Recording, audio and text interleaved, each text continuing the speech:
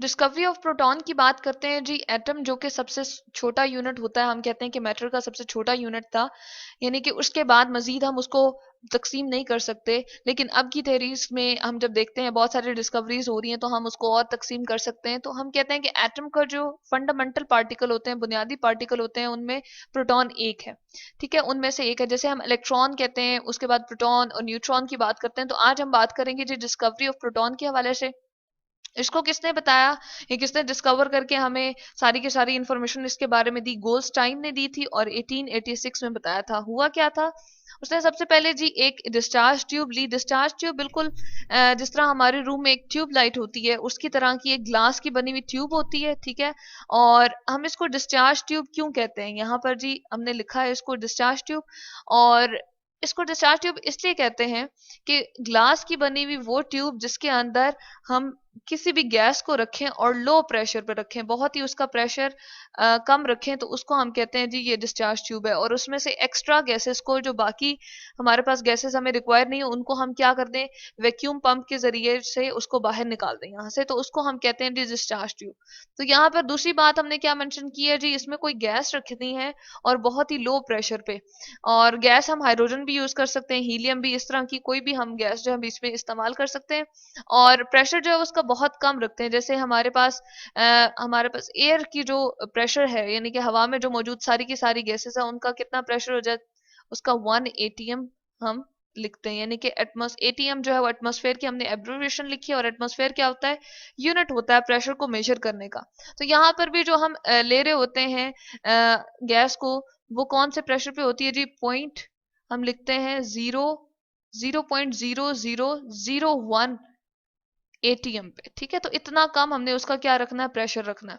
अब उसके बाद आपको ग्लास ट्यूब के अंदर, इस पूरी के अंदर ये दो मेटल के बने हुए रॉड से नजर आ रहे हैं, ये इस तरह की प्लेट्स होती हैं। अब क्या होता है, इन प्लेट्स को हम जी कहते हैं इलेक्ट्रोड। इलेक्ट्रोड क्यों कहते हैं, इलेक्ट्रोड कहते हैं जी वो वाला हमारे पास प्लेट या वो वाली एक रॉड जिसके ऊपर चार्ज हो। इलेक्ट्रो का मतलब होता है जी चार्ज, और यहां से ये निकला है इलेक्ट्रोड। अब वो वाला इलेक्ट्रोड, ये भी एक इलेक्ट्रोड है हमारे पास, ठीक है, और इसी तरह से ये वाला भी एक इलेक्ट्रोड है। तो दो इलेक्ट्रोड, वो वाला इलेक्ट्रोड जो हमने पीछे बैटरी के पॉजिटिव टर्मिनल से हमने लगाया हुआ हो, तो उसको हम जी क्या कहते हैं, एनोड कहते हैं। ठीक है, उस पे क्या चार्ज होता है, पॉजिटिव चार्ज होता है। और वो वाला आपके पास दूसरी साइड पे इलेक्ट्रोड जो नेगेटिव टर्मिनल से, यहाँ हाई वोल्टेज हमने बैटरी दी हुई है, इसके नेगेटिव टर्मिनल से अटैच होता है, उसको हम कैथोड कहते हैं। ठीक है, अब ऐसा फील होता है कि ये जो रेस हैं, पॉजिटिव रेस, ये इस एनोड में से निकल रही हैं। ठीक है, और एनोड में से निकलते ही,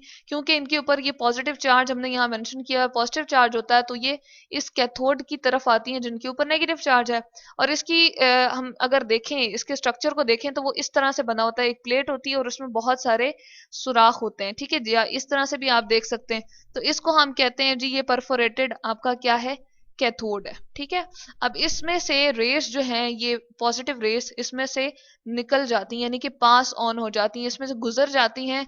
और इस ग्लास ट्यूब के इस तरफ ये जो हमें रेड ग्लो सा लिखा हुआ नजर आ रहा है, चले हम इसको यहाँ पर, फोर्थ हमने बात परफोरेटेड कैथोड की थी, और फिफ्थ वन हम कर रहे हैं जी रेड ग्लो की। और रेड ग्लो क्या है, ग्लो का मतलब होता है शाइन करना। ठीक है, और चमक रही होती है यहाँ पर सरफेस, लेकिन किस कलर में, रेड कलर में।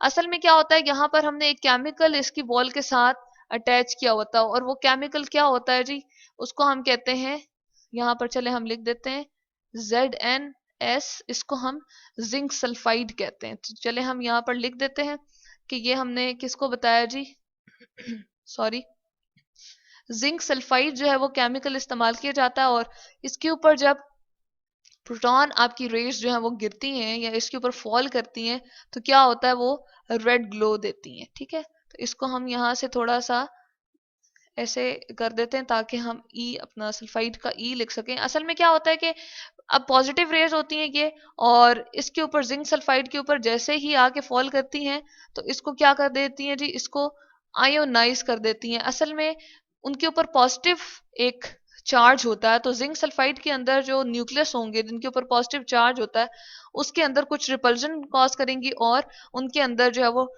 डिस्टर्बेंस की वजह से जो है वो क्या होगा जी, आपके पास रेड ग्लो आएगा। ठीक है, तो जिंक सल्फाइड के साथ रिएक्ट करके वो क्या बना देती है, एक रेड ग्लो सा नजर आता है, और वो किस में होता है जी, शाइन कर रहा होता है। तो यहाँ पर हमने ये देख लिया कि एनोड रेस भी इनको कहते हैं हम, क्योंकि एनोड में से निकलती हुई आपको फील होती है।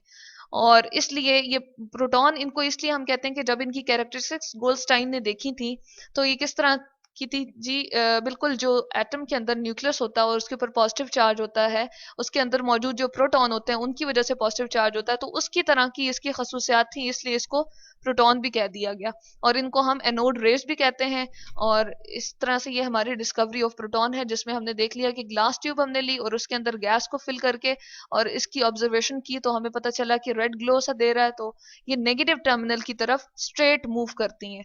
नेगेटिव टर्मिनल यानी कि नेगेटिव जो कैथोड है हमारे पास, जिसके ऊपर नेगेटिव चार्ज होता है, उसकी तरफ मूव कर रही है। तो हमें इनके चार्ज के बारे में पता चल गया कि इनके ऊपर कौन सा चार्ज है जी, पॉजिटिव चार्ज है इन रेस के ऊपर, जिसकी वजह से ये कैथोड की तरफ आते हैं। तो ये गोल्डस्टाइन ने सारी की सारी डिटेल्स जो थी प्रोटॉन के बारे में दी थी।